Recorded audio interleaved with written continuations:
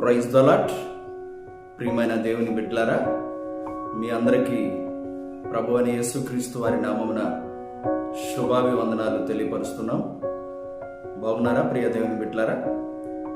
Bethel ministries Vadarevu, Bethel Nissy ministries Vadarevu అనే మా YouTube ఛానల్స్ని మీరు వీక్షిస్తున్నందుకు మేమెంతగానో సంతోషిస్తూ ఉన్నాం. ప్రభువును బట్టి స్తుతిస్తూ ఉన్నాం. మంచిది నా ప్రియ దేవుని బిడ్డలారా, ఈ మధ్యాహ్న కాల సమయంలో కొన్ని మాటలు మీతో పంచుకోవాలని నేను ఆశపడుతూ ఉన్నాను. నా ప్రియ దేవుని జనాంగమా, శ్రేష్టమైన సమయానికి మనం వచ్చి ఉన్నాం. ప్రాముఖ్యమైన సమయానికి మనం వచ్చి ఉన్నాం. నా ప్రియ దేవుని జనాంగమా, మరి మనం గమనించినట్లయితే నా ప్రియ దేవుని బిడ్డలారా, చూద్దాం శ్రేష్టమైన సమయం, శ్రేష్టమైన మాట.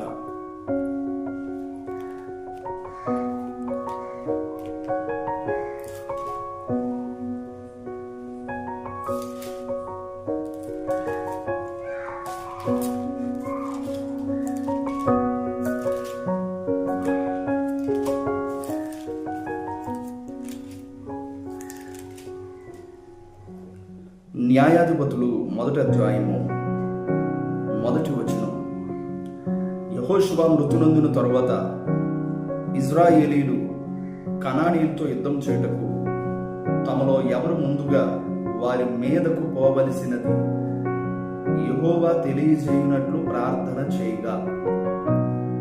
ప్రియమైన దేవుని బిడ్డలారా, మనం గమనించినట్లయితే సందేశం ఏమిటి అని అంటే, దేవుడు ఎవరికి తోడుగా ఉంటాడు.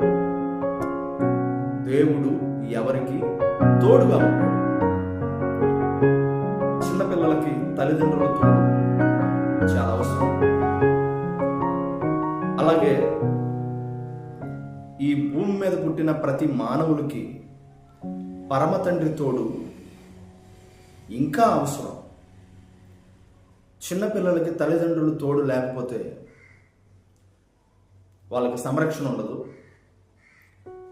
అలాగే పరమ తండ్రి తోడు లేకపోతే ఈ భూమి మీద ఉన్న మానవ జనాంగానికి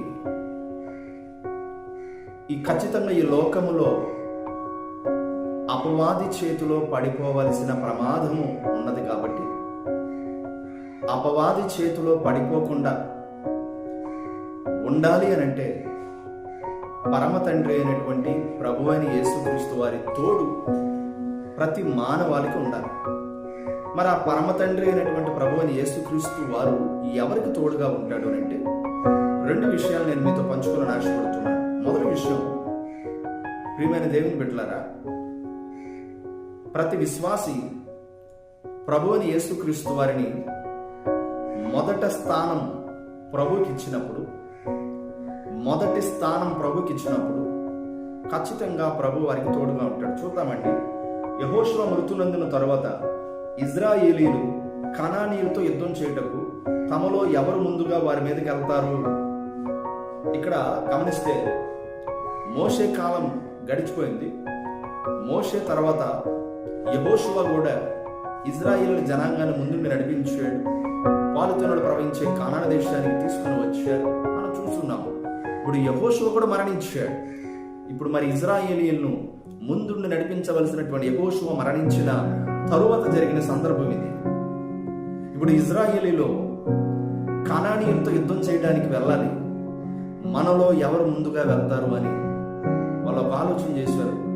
మనం ప్రార్థన చేసి ప్రభువుని అడుగుదాం. ప్రభువే మనకు జవాబిస్తాడు. మనలో కనానీయులతో యుద్ధం చేయడానికి ఎవరు ముందుగా వెళ్ళాలో మనంతటి మనం నిర్ణయం తీసుకోకూడదు. మనంతటి మనం డిసైడ్ చేసుకోకూడదు. మనంతటి మనం డిసిషన్ తీసుకోకూడదు. దేవునికి అవకాశం ఇద్దాం. దేవుని అడుగుదాం. దేవునికి నిర్ణయం వదిలేద్దాం. దేవునితో చెప్పుకుందామని ప్రియమైన దేవుని బిడ్డలారా, ప్రార్థన చేయాలని ఒక ఆలోచన కలిగి ఉన్నాను. నా ప్రియ దేవుని జనాంగమా, ఎంత మంచి మాట. ఆ తర్వాత జరిగింది ఏంటి అని అంటే మనం ఆలోచిస్తే 4వ వచనం, 2వ వచనం, యెహోవా ఆ దేశమును యోధా వంశస్థులకు ఇచ్చి ఉన్నాను, వారు పోవాలని సెలవిచ్చాను. ఎవరు పోవాలి? యోధా వంశస్థులు. ఎప్పుడైతే కనానీయులతో యుద్ధం చేయడానికి మనలో ఎవరు వెళ్తారు అని వాళ్ళు ప్రార్థన చేసినప్పుడు అప్పుడు దేవుడైన యెహోవా వారికి సమాధానం ఇచ్చాడు. యూదా వంశస్థులను ఆ దేశాన్ని నేను ఇచ్చి ఉన్నాను కాబట్టి యూదా వంశస్థులను వెళ్ళేయండి అన్నారు. ప్రియమైన దేవుని బిడ్డలారా, 4వ వచనం, కనానీయుల మీదకి యూదా వంశస్థులు పోయినప్పుడు యెహోవా కనానీయులను పెరిజ్జీయులను వారికి అప్పగించెను గనుక వారు బెజకులో 10,000 మందిని మనుషులను హతం చేస్తారు. Praise the lord. యూదా వంశస్థులు యుద్ధానికి బయలుదేరి వెళ్ళారు. దేవుడు ఆ శత్రువులను వారికి అప్పగించాడు. దేవుడు వారికి అప్పగించాడు కనుకనే వారు యుద్ధంలో జయాన్ని చూశారు. దేవుడు వారికి అప్పగించాడు కనుకనే వారు శత్రువుని హతం చేశారు. దేవుడు వారికి అప్పగించకపోతే శత్రువులు వారు హతం చేయగలరా? ప్రియమైన దేవుని బిడ్డలారా, గమనించండి. ఇజ్రాయేలీలు మాలో ఎవరు ముందుగా వెళ్తారు యుద్ధానికని వాళ్ళంతటి వాళ్ళు నిర్ణయం తీసుకోలేదు. మొదటిగా ప్రభువుని అడగడం ప్రారంభించారు. ప్రభువుకు మొదటి స్థానం ఇచ్చారు. అప్పుడు దేవుడు వారికి శత్రువులను అప్పగించాడు. దేవుడు వారికి విజయాన్ని ఇచ్చాడు. నా ప్రియ దేవుని బిడ్డలారా, చక్కగా దేవుని మందిరానికి వెళ్తున్నారు, మంచిది. చక్కగా దేవుని సన్నిధిలో పాల్గొంటున్నారు, మంచిది. విశ్వాస జీవితంలో ముందుకు సాగుతున్నారు, మంచిది. అయితే నా ప్రియ దేవుని బిడ్డలారా, నువ్వు ఏది ప్రారంభించాలనుకున్నా, నువ్వు ఏ ప్రయత్నంలో ఉన్నా, ఉద్యోగం ప్రయత్నంలో ఉన్నావా, ఓ వ్యాపారం ప్రారంభించాలనుకుంటున్నావా, ఓ ఇల్లు కట్టాలనుకుంటున్నావా, నీ బిడ్డలకు వివాహ సంబంధాలు చూడాలనుకుంటున్నావా, మొదటిగా దేవుని సంప్రదించు, దైవ సేవకులను సంప్రదించు. నీ అంతటి నువ్వే నిర్ణయాలు తీసుకోకు. ప్రియమైన దేవుని బిడ్డలారా, మొదటిగా నీ వ్యక్తిగతంగా ప్రభు పాదాల దగ్గరికి వెళ్ళి ప్రభువుని అడుగు. ప్రభువా, నా బిడ్డలకు వివాహం చేయాలనుకుంటున్నాను, ప్రభువా ఓ మంచి దైవిక సంబంధాలు చూపించు ప్రభు అని దేవుణ్ణి అడుగు. ప్రభువా వ్యాపారం చేయాలనుకుంటున్నాను, ప్రభువా మంచి వ్యాపారం మీరే సమకూర్చండి ప్రభు అని వ్యక్తిగతంగా ప్రభు పాదాల దగ్గరికి వెళ్ళి ప్రభుతో మాట్లాడు. ఆ తర్వాత దైవ సేవకుల దగ్గరికి రా. రోజుల్లో చాలా మంది విశ్వాసులు ఒక పని చేయాలన్నా, ఓ ప్రయత్నం చేయాలన్నా, ఓ ప్రయాణం వెళ్ళాలన్నా, ఓ వ్యాపారం చేయాలన్నా చాలా మంది వాళ్ళందరూ వాళ్ళే నిర్ణయాలు తీసేసుకుంటున్నారు. దేవునికి అవకాశం ఇవ్వట్లేదు, దేవునికి మొదటి స్థానం ఇవ్వట్లేదు. అందుకే వారి జీవితాలు దేవుని కాపుదల లేని జీవితాలుగా, దేవుని తోడు లేని జీవితాలుగా మిగిలిపోతూ ఉన్నాయి. నా ప్రియ దేవుని బిడ్డలారా, అలా ఉండకూడదు. దేవుని తోడు, దేవుని కాపుదల, దేవుని క్షేమం, దేవుని ప్రసన్నత మీకందరికీ ఉండాలి. అలా ఉండాలి అని అంటే మీరు ఏ పని ప్రారంభించాలన్నా ఆ ప్రారంభానికి ముందు ప్రార్థించండి. ప్రారంభానికి ముందు ప్రార్థించండి. ఆ ప్రార్థనే మీకు తోడుగా ఉండును గాక. రెండో విషయం, ప్రియమైన దేవుని బిడ్డలారా, ఇదే న్యాయాధిపతుల గ్రంథం 1వ అధ్యాయం 22వ వచనం, యోసేపు ఇంటి వారు బేతేలుకు వెళ్ళినప్పుడు యెహోవా వారికి తోడైయుండును. Praise the lord. యోసేపు ఇంటి వారు ఎక్కడికి వెళ్ళారు? బేతేలుకు వెళ్ళినప్పుడు.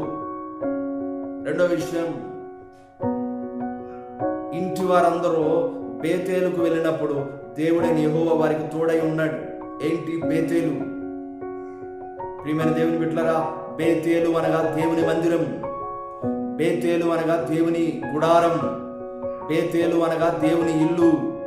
ఆధ్యాత్మికంగా దేవుని ఇల్లు, ఆధ్యాత్మికంగా దేవుని మందిరం. ప్రియమైన దేవుని బిడ్డలారా, ఎవరైతే ఇంటి వారందరూ, భార్య అయినా, భర్త అయినా, బిడ్డలైనా, కుటుంబంలో ఉన్న కుమార్తెలు, అల్లుళ్ళు, కోడళ్ళు, కొడుకులు, మనవళ్ళు, మనవరాళ్ళు, యావత్ సంతానం, ఇంటి వారందరూ బేతేలుగా చెప్పబడుతున్న దేవుని మందిరానికి ఇంటి వారందరూ వెళ్ళినప్పుడు ఆ ఇంటి వారికి దేవుడు తోడుగా ఉంటాడు. స్తోత్రం. వెళ్తున్నారా దేవుని మందిరానికి ఇంటి వారంతా? భర్త మందిరానికి వస్తే బిడ్డల మందిరానికి రారు, తల్లిదండ్రుల మందిరానికి వస్తే బిడ్డల మందిరానికి రావట్ల. కొన్ని చోట్ల ఇంటి వారందరూ మందిరానికి వచ్చినప్పుడు ఆ ఇంటికి దేవుడు తోడుగా ఉంటాడు. నేను సేవా పరిచర్య చేస్తున్న దేవుని సన్నిధిలో కొన్ని కుటుంబాలు ఉన్నాయండి. ఇంటి వారందరూ మందిరానికి వస్తారు. భార్య, భర్త, తల్లిదండ్రులు, కుమారులు, కోడళ్ళు, కూతురులు, అల్లుళ్ళు, బిడ్డలు, మనవళ్ళు, మనవరాలు, యావత్ సంతానం. ఇంట్లో 10 మంది ఉంటే 10 మంది దేవుని మందిరానికి వచ్చి ప్రార్థనలో పాల్గొంటారు. ప్రియమైన దేవుని బిడ్డలారా, అలా కొన్ని కుటుంబాలు ఉన్నాయి. కొంతమంది స్త్రీలు భార్యలే మందిరానికి వస్తుంటారు, భర్తలు రారు. కొంతమంది బిడ్డలు వస్తుంటారు, తల్లిదండ్రులు రారు. దేవుడు ఎలా తోడుగా ఉంటాడండి? ఇంటి వారందరూ బేతేలుకు రావాలి. ఇంటి వారందరూ బేతేలు అనే దేవుని మందిరానికి ప్రతి ఆదివారం మానక, సహవాసమును మానక, సంఘమును మానక, క్రమము తప్పిపోకుండా ప్రతి ఆదివారం దేవుని మందిరమునకు వారు వెళ్ళినప్పుడు దేవుడు వారికి తోడై ఉంటాడు. నా ప్రియ దేవుని బిడ్డలారా, నీ ప్రయత్నాలలో మొదటి స్థానం దేవునికి ఇవ్వు. ప్రతి విశ్రాంతి దినం నీ ఇంటి వారందరూ దేవుని మందిరానికి వెళ్ళండి. దేవునికి మొదటి స్థానం ఇవ్వండి. దేవుని ముందు పెట్టండి. దేవునికి చోటు ఇవ్వండి. నీ జీవితాలు అద్భుతాలుగా మారుతాయి. యేసు నామమున అడిగి వేడుకుంటున్నాము తండ్రి.